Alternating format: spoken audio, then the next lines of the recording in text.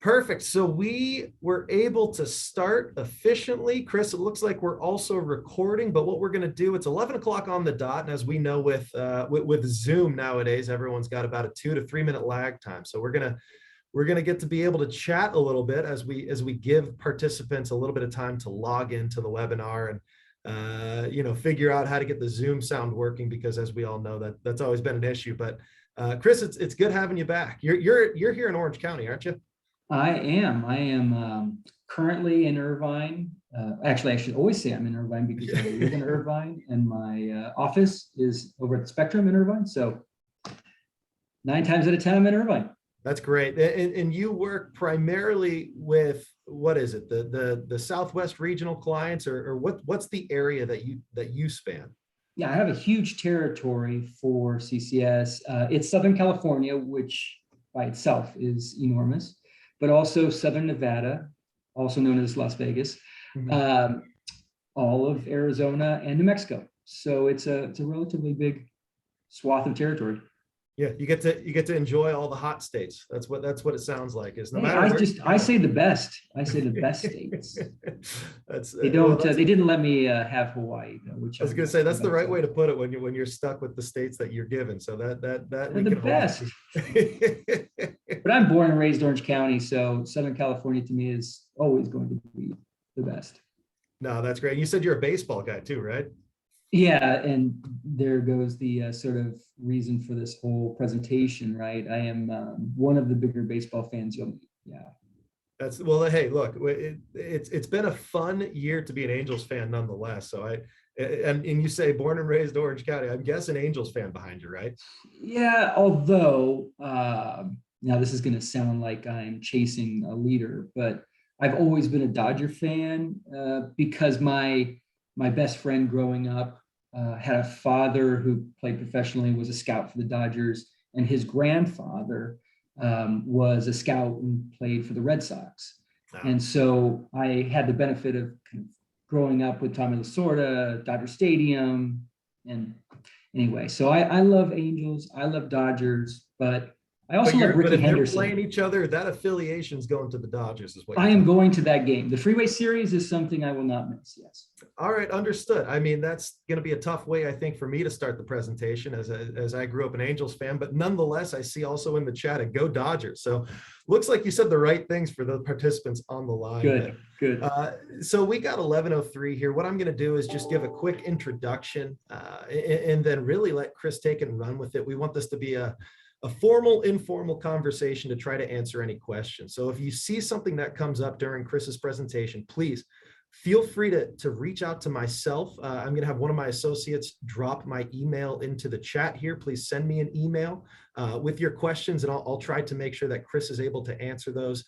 If we're not able to answer them during this presentation, not only myself, but Chris will be available to not only send you the presentation, but to have a conversation, just if that's something that you're interested in doing. So my email for those that are able to access the chat, it's in there. It's mhughes, M as in monkey, HUGHES, @beaconpointe.com. Please, again, feel free to email me any questions you have.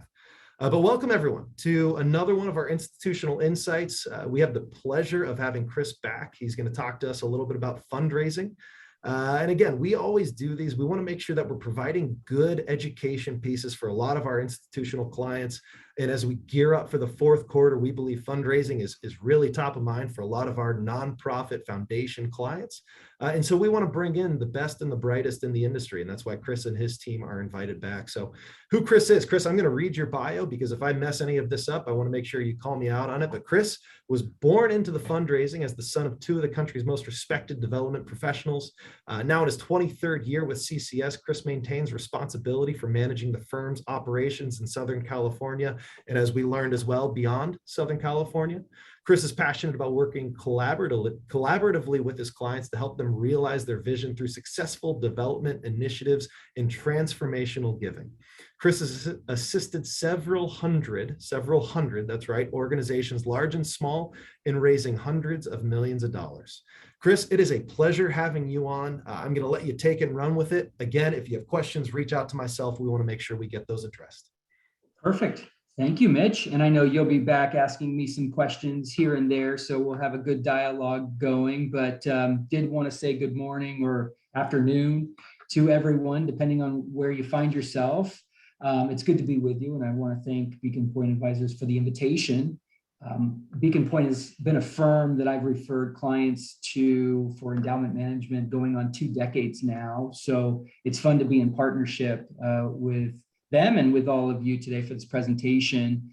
I am super excited to share this concept of the 5-tool fundraiser with you all, because it's something that I developed many years ago, probably out of a love of baseball, of course, and fundraising, and just trying to, like all things, connect baseball to life. But it is essentially exploring the characteristics of the best fundraisers, best development professionals in our industry.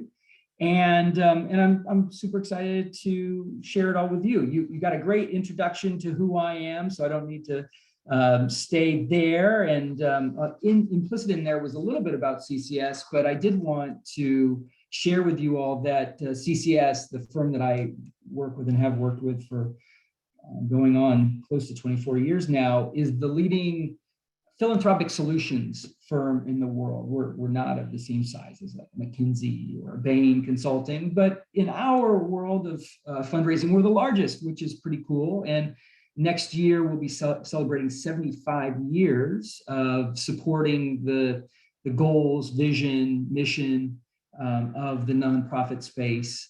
And with that, of course, comes our work in fundraising. So it's exciting to be in this space where I know all of you probably are also in, and to the degree that we can all be better fundraisers, we'll be much more successful within our organizations.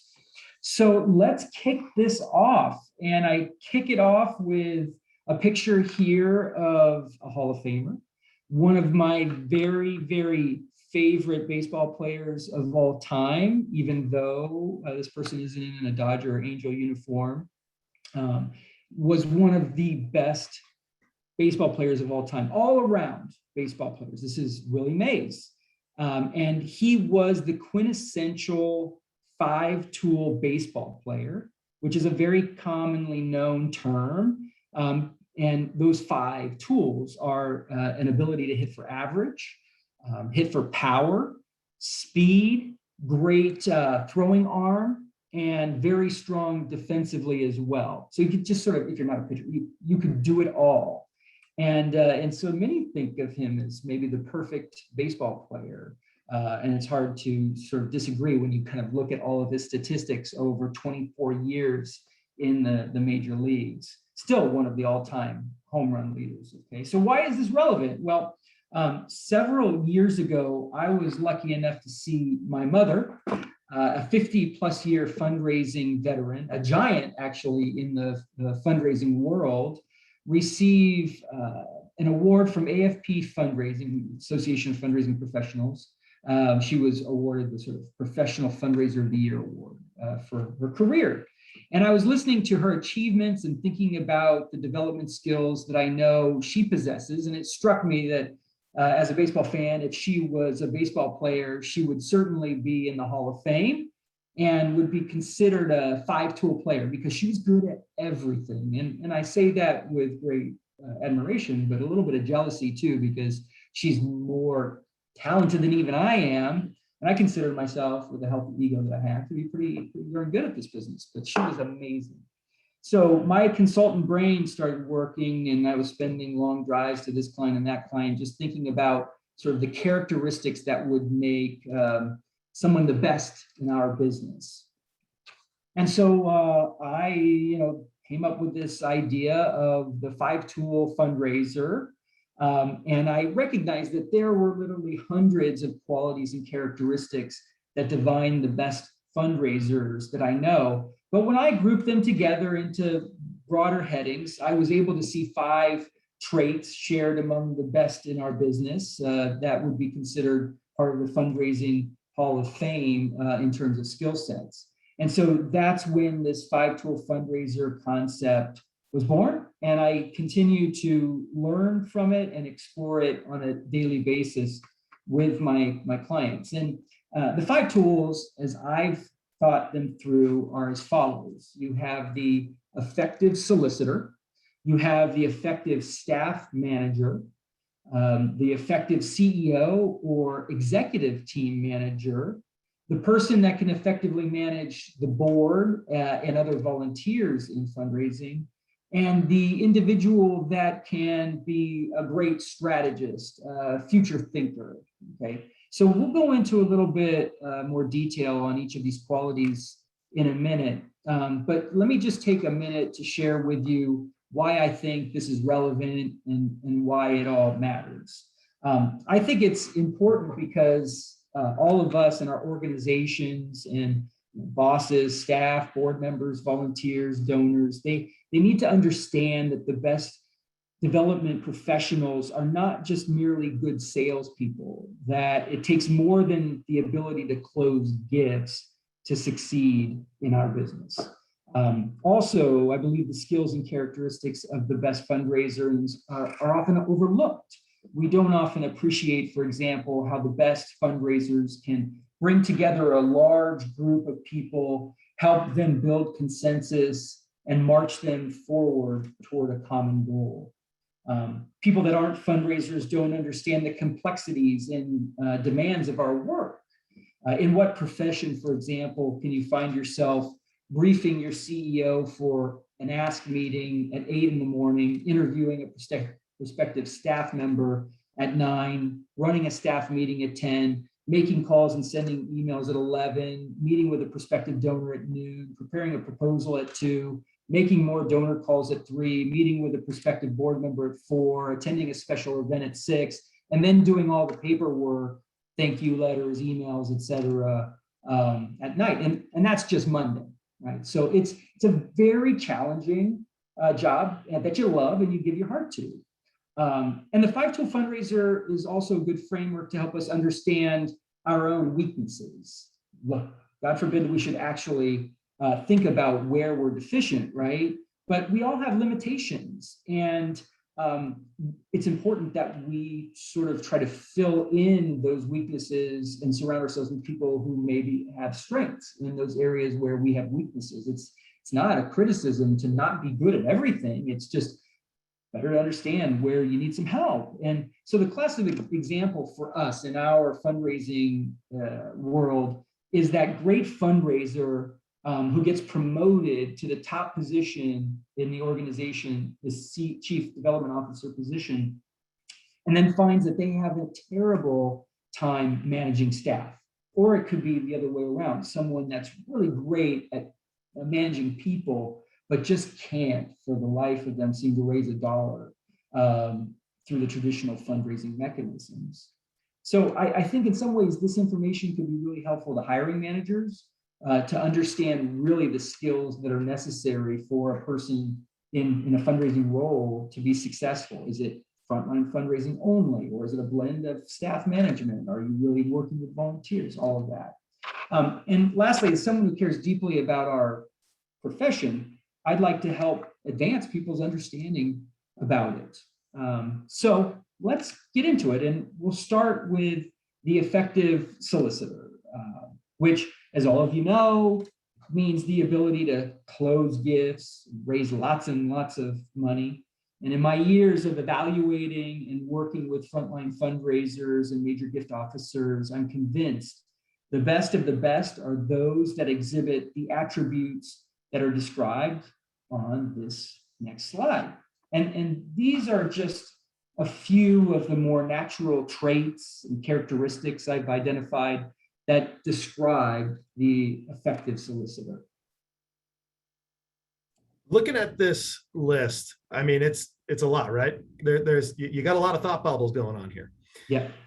As we're talking to clients, and as you mentioned already, it doesn't need to be a good salesperson, right? So that's not, you're suggesting you don't need to find the sales guy or even the board member who's the VP of sales of his local company, right? What stands out to you as something that you would like to look for in when you're operating the fundraising consulting role what is it that you're specifically telling clients is some of the most or the most important traits that are either on this slide or something that you'd like to talk about? Yeah, no, it's great. It's such a great question because I think intuitively you think, who can we hire that's going to bring that book of business, that book of contacts with them that they can then solicit on behalf of the organization. And actually it's in our business unethical to transfer relationships that a fundraiser has developed for one organization and bring them over to a new organization. There are cases where it's appropriate, but more often than not, the expectation is that through best practices and the innate capacity to build relationships with people quickly, that the person you hire is going to be capable of very rapidly developing friendships and relationships with those individuals that are already connected to the organization. And not only will they develop new and stronger relationships themselves, but they'll help others like the CEO and board members do that as well. So it's the quintessential sort of relationship manager, the person that is just expert at building stronger relationships with people. I think that's an extraordinarily important skill for the solicitor. Almost creating a community is what you're suggesting. Yeah. Yeah, and a following, and you hate to lose that person to another organization, but if you have that person as part of the organization for 10 years, let's say, you build a following, you build a community, and it's tremendously valuable. No, I think that's helpful, and especially as clients are trying to figure out even capturing the younger generation, right? Those are things that you're thinking about constantly. What do people want to be a part of, and how? You don't need to be a salesperson to try to create that level of community around what your goals and your incentives are. So I think that's helpful. Excellent. Shall we move on? Let's keep it rolling. All right. So next, we explore the effective manager of the CEO and the executive. The chances are that most of the job descriptions for your organization or for you, if you're a development officer, don't include managing the CEO. It's almost strange to even think that someone would have to manage a CEO, right? Isn't the CEO managing me? No, not often. That's not the case in these very interesting dynamic duo relationships that exist between the CEO and the chief development officer, but it's essential. I think that most nonprofits are in two businesses. They're in the primary business of mission delivery, which may be in healthcare or education or the arts. And they're also in the fundraising business. And they're very different businesses. And a lot of CEOs, quite honestly, are very good at the mission delivery business and quite poor at the fundraising business. And if they have the willingness to listen to and be guided by a very competent chief development officer, they can be successful at both jobs, at both businesses. I'm reminiscing about a former client that always said, give me more money and I'll give you more mission. And unfortunately, a lot of these people that say, give me more money as CEOs don't understand sort of the best practices associated with generating those dollars philanthropically. And it was a journey, or is a journey, of learning over time. And so there's this opportunity for the manager of the CEO to be a great educator about philanthropy, guide, Sherpa, pal, therapist, all kinds of different things. And here on the screen, you can see some of the essential characteristics that I feel are necessary for the development professional in terms of their ability to be an effective manager of the CEO. What's challenging, I would just say, is that it's often the top development person in the institution that has that responsibility or opportunity to engage at this level with the CEO.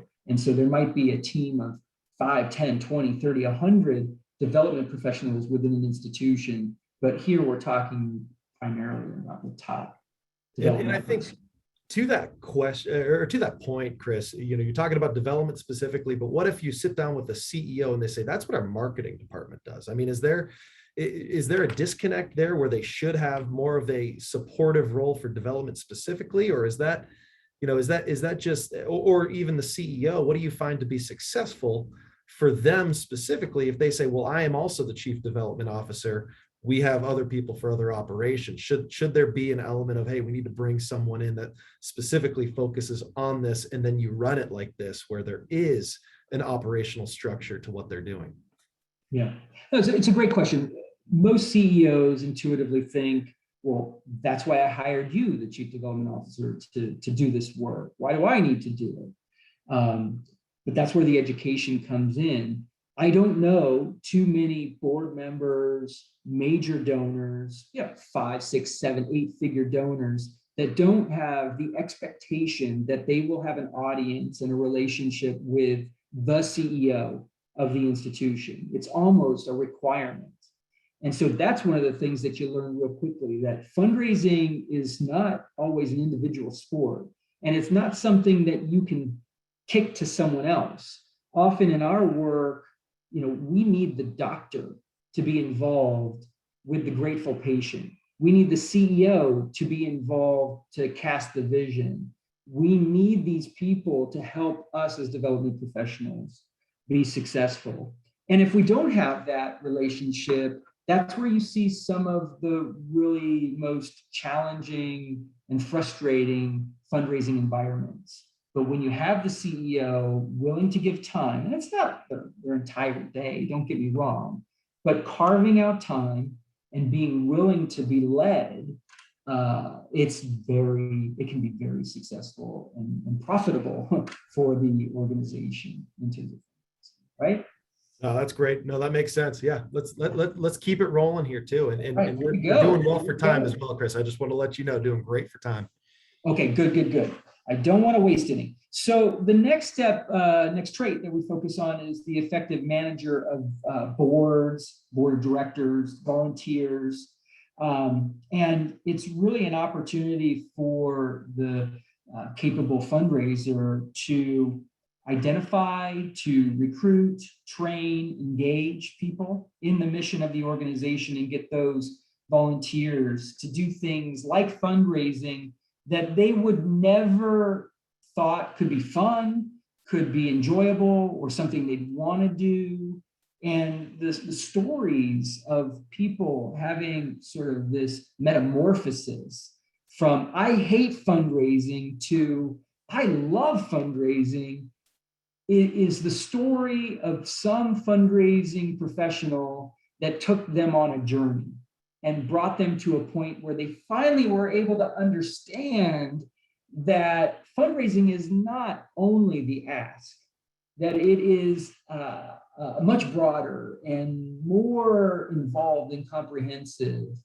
And some of the best board members that are considered top fundraisers I've ever seen are probably most successful at just extending invitations and getting people in the room so that they can learn more, and to have someone else like the CEO or the development professional take it from there, right? So anyway, it's important that these board members, these volunteers, have someone that can train them up and get them prepared for the work that they need to do.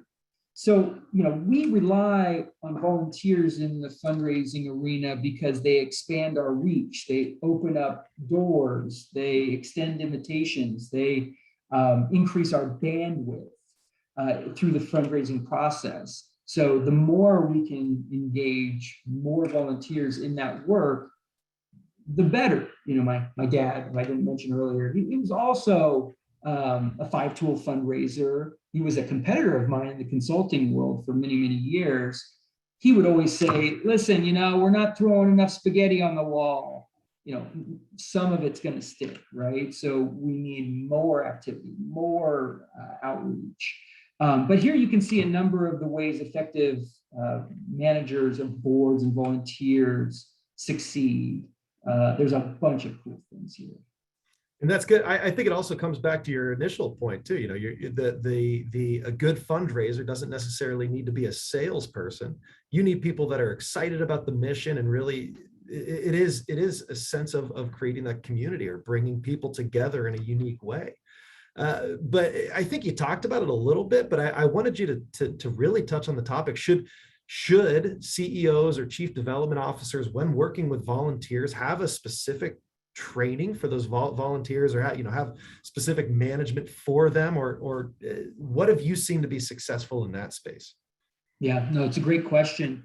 I think engagement of board members in fundraising is not the easiest thing in the world, partly because there isn't enough training. But maybe even more than that, there isn't a plan that's developed individually with board members or volunteers. It's obviously hard to get somewhere if you don't understand where you're going, what the expectations are, or how to get there.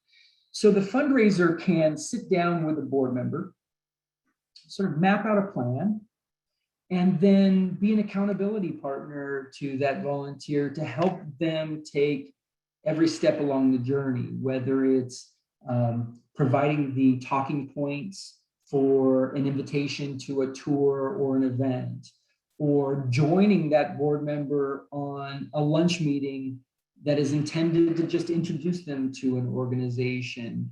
So, we often have strength training coaches, someone we work with at the gym. Why? Maybe it's because we don't know how to use the machines. But maybe it's because we just will never go to the gym unless there's someone waiting for us there that we know is expecting us, and we're making that investment, right? So fundraisers are the same. We not only provide the accountability, but also the tools sometimes to help volunteers succeed. And what I would say is, as an organization looks at anyone from a volunteer perspective that they would expect to fundraise or be involved in the fundraising, each one of those individuals needs an accountability partner, needs someone that they know they can call, or someone that is going to check on them and help them engage, activate their capabilities in this particular sense. But if you don't have the training, if you don't have the accountability partner, I really don't expect board members to do that much. I mean, I'm a good example. I fail often in my own board responsibilities when there isn't someone there calling me and saying, "Hey, how you doing on those calls? Hey, did you ask this person for the gift yet?" So I even need the accountability partner, and I'm someone that has all the tools. I just need, someone to prod me with a stick sometimes. No, I'm right there. All the boards and committee, you're preaching the language that I think everyone needs to hear, because I need the same thing. If we don't have that type of management, you can fall by the wayside, and that's what we want to try to avoid. That's why we're doing things like this, is to make sure you can get your volunteers and board members to operate efficiently. But no, that's helpful, Chris. So we're 3 out of 5 done. What else is helpful? Yeah. And before I go on, the last thing I would just say is that every board member or volunteer is a unique asset. Yeah. And all of them will do different things, bring different assets. And so the good fundraiser knows what talents are being brought to the organization. The next one is focused on managing staff effectively. And this is perhaps one of the most challenging roles for any development professional, because it's not necessarily how we were all brought up to manage people on staff. We're often, advancing in our careers because we're really talented relationship managers in terms of fundraising, right? So it's critically important for us in our work with development professionals to help them understand what some of those talents and characteristics are that help to make the most effective staff managers. And hiring great people, training up people, helping them advance their careers, providing opportunities to grow are some of the more common characteristics of the effective staff manager. And you can also see on this slide some of the other traits that are critical and vital to this as well. And looking at this slide too, there's a lot of very good information here, but I do see one that says hires the best, the 7Fs. Care to elaborate on what the 7Fs are? Because I can see the other ones, and I'm sure you can elaborate on all the other ones, but what are the 7Fs? Yeah, so the 7Fs, and this is something that I borrowed from my mom, who used this when she was thinking about candidates that she wanted to hire into fundraising roles. And the 7Fs are this. The first F is focus. Are they able to focus on priorities? Number 2 is fast. Do they manage multiple inputs at the same time effectively and with efficiency? Number 3, are they flexible? Can they change with changed circumstances, particularly changing CEOs, volunteers, donors, et cetera? Because I would say fundraising is ever evolving. There's a lot of things that change all the time. Number 4, are they friendly? This is a line of work that you find more people that are kind-hearted, generous, compassionate, caring than in a lot of other professions. So they have empathy for their fellow staff and persons within the organization, the constituents that you're serving. Do they have fundamentals? That's number 5 in terms of development operations. So did they come from another place that they would have been trained well, or are they learning? You need to know, are they coming into this job trained up and ready to go, or is this going to be a new role to them? Do they have those fundamentals? Number 6, is there evidence that they are good fundraisers, that they are producers, that they can close gifts, right? The solicitor thing. And last but not least, and my mom put a lot of emphasis on this, are they fun? Because fundraising, right? There is fun in the word fundraising. And so, as my mom would say, like, listen, all of these things are important, but if you're not fun, we spend a lot of our day and time together. And if you're not fun, it's going to be painful. So find some fun people to work with. Well, we like that. I'll tell you this. I had a running bet with Felix Lynn, one of the president of our group here, as to how long would it take in the 5 tools of fundraising for fun to show up. And so, of course, it has to be at the 4th one that we got the fun part of it. So hopefully you think of us and think of fun at the same time. I want to quickly acknowledge we are at the time. That doesn't mean I'm going to cut you off, because not only do we have the 5th tool left, but just wanted to mention, for those who do have things to be at, it's 11:30 Pacific time right now. Feel free to drop off. We are recording this so we can send it out as well. And just please feel free to ping myself or your consultant here at Beacon Point. We'll make sure that you get the rest of this if you do have to leave. But we're going to keep pressing forward, because this is fantastic information, Chris. We do appreciate you sharing all of this. And never want to leave people hanging on the very last tool of fundraising. Where would you be without the last but not least trait, which is the effective strategist, right? And this is just the last one remaining, so we're approaching the end here. The effective strategist really speaks to the development professional that can think ahead. And we're the victim, all of us, of being busy and working our checklist and task lists, but the best of us in the fundraising world are always able to think ahead a few steps, thinking about the 60, 90, 120 days ahead and what needs to be done there, and how it links back to kind of the steps that need to be taken today. And I'm always amazed by those people that can accomplish both today's tasks and future-oriented tasks so well.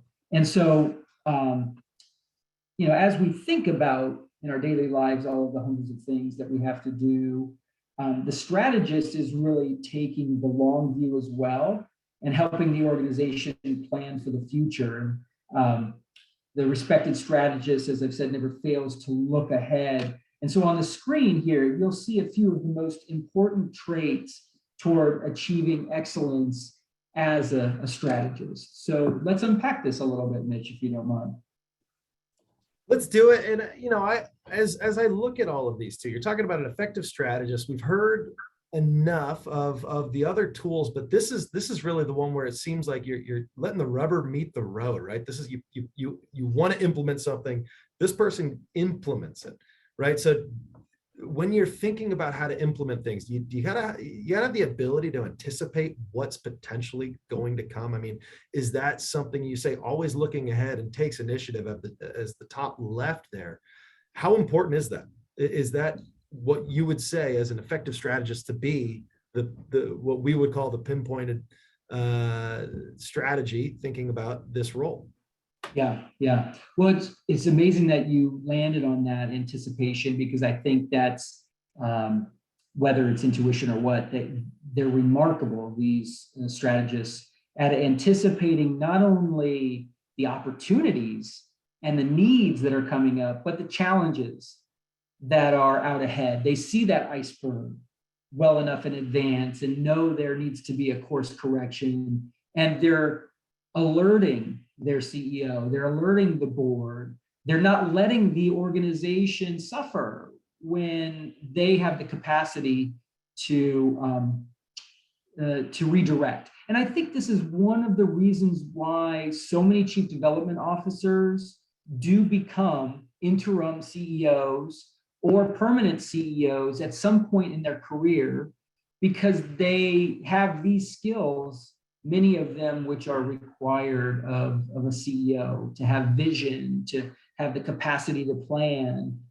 So I really see this. Oh, and sorry, the capacity to be a leader, right? I mean, we haven't said this, but the best development professionals are those that can, carry the flag up that hill and have people following behind them.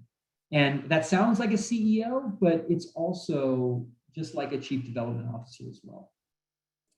No, I think that's helpful. I mean, that it makes sense, right? It all falls in line with, if you want to get people behind you, not only do you have to be fun while you're doing it, but there's a reason that you're the one that's trying to be the flag bearer, the torch bearer in these situations. And so if you can at least start making your way up the hill to try to get people behind you is incredibly important. No, I really like that. I think that's important. But anything else, as you look at this slide, this is the fifth one. I want to make sure that we drive this point home, because as we work with our clients as well, having someone thinking, I mean, we're talking about goals of 2022 with some of our clients. I know we're working on the fourth quarter and trying to get the right things established for the end of the year fundraising. And I will tell you this, a lot of clients are trying to figure out what to do next year. So I can tell you, and these are some great clients. And so they're doing just what you're saying right here, thinking ahead, making sure that people are with them, at the end of this quarter, at the end of next quarter, but also in the future years. So no, this is music to our ears as we're trying to think about how to strategically plan for our clients as well. Yep. Yeah, no, I would be wildly optimistic about the future, and recognize that a rising tide lifts all boats. Big vision, gets people more excited and results in larger gifts. But and then on top of that too, I think the box too that we don't have the time to unpack today, but I would love to figure out another time to do it. But understands and anticipates philanthropy and trends, right? The philanthropic trends, right? That I will say, regardless of if it's the macroeconomic environment, how you're talking to donors, who the next generation of donors is going to be, I'm sure you've thought a lot about this, and this is probably not the right question to ask and when we're over time, but I'm going to have to do another one of these to bring this up. You could start talking about DAFs, donor advised funds, and then spend the next 5 hours just still unpacking all that is necessary to think about as it relates to DAFs and philanthropy going forward into the future. So you're right. It's a big, big question. Love to unpack it with anyone who's interested. This is where I will tell you, we're receiving questions about that specifically. And so as we're being effective strategists, Chris, I think I know what our next topic's going to be in the future. Yeah, let's do that. That would be amazing. It's a topic worth exploring for sure. Perfect. Well, hey, I want to do this. We're getting close to time. Perfect. You got Chris's email right there. You can also email myself again, mhughes@beaconpointe.com. Chris, last item I would like to do with you is this. We all want to be Willie Mays, right? I'm gonna circle back to the very beginning of your presentation, but Willie Mays, I'm guessing, wasn't he wasn't a Hall of Famer overnight. He didn't just pull it off. Action items. If I were to leave this presentation, you've given the group here 5 tools. what's the first thing that you'd recommend? This is it, leaving this. This is what I would start doing. This is step one. What would you think? I think it always starts with the story. What's the story that I want to tell people about my organization and the work that we're doing that isn't going to bore someone or that is going to leave them wanting to know more? If you can, that elevator pitch, right? But if you can lock into an interesting story to tell anyone that you meet about your organization, that's worth its weight in gold. We all need to be effective storytellers, and having just a story that you can pull out of your pocket for every kind of audience is just such an effective way to start a relationship. So think about the story you're telling and tell it well. And you don't need to be a good salesperson to tell a good story. That much. No. Yeah. Keep your motives pure. Just tell a good story. That's right. Well, Chris, thank you very much for your time. Thank you for this presentation. From even some of the feedback I've already received, it's been very helpful. I want to say this, this presentation has been recorded. If there's any parts, I know we made you also, because of time, cut this down. So there's a lengthier presentation that you've got that you can work with clients on. If you'd like access to that, please feel free to reach out to myself or Chris there. You can see his email. Thank you all for showing up. We're going to continue to do this, as we made the joke earlier, but potentially something that we're going to have in the future is what philanthropic trends are coming down the pipe. So again, thanks to everyone being here. Thank you, Chris, for you and your team's time. I wish everyone a very, very wonderful rest of your day. Thank you all.